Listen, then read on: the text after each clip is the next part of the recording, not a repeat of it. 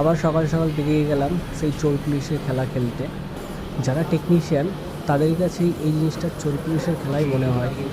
এই লিক চোর পাওয়াটা যে কতটাই কষ্টকর সে একমাত্র টেকনিশিয়ানরাই জানে, যে এতদিন বসে বসে গ্যাস চুরি করছিল। অবশেষে 450 PSI দিয়ে চোর ধরা পড়লো। যাই হোক, এই চোর ধরতে আমার বেশিক্ষণ সময় লাগেনি, কারণ চোরটা একটু বড় সড়োই ছিল। এক দাদাভাই আমাকে কমেন্ট করেছিলেন, দাদাভাই আপনি কোথায় কাজ করেন? দাদাভাই আমি মুর্শিদাবাদে বহরমপুরে কাজ করি।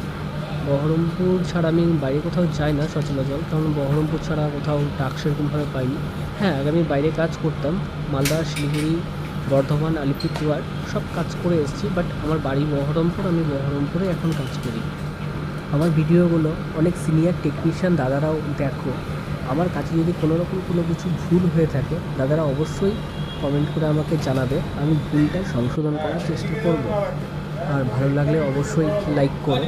যাই হোক, এখন ভ্যাকুম করে গ্যাস চার্জের কাজ চলছে। গ্যাস চার্জ করা হয়েছে, ঠান্ডা বেশ সুন্দর ঠান্ডা হচ্ছে। গ্যাসটা এমপিএরও পারফেক্ট নিচ্ছে, প্রেশারও সুন্দর প্রেশার।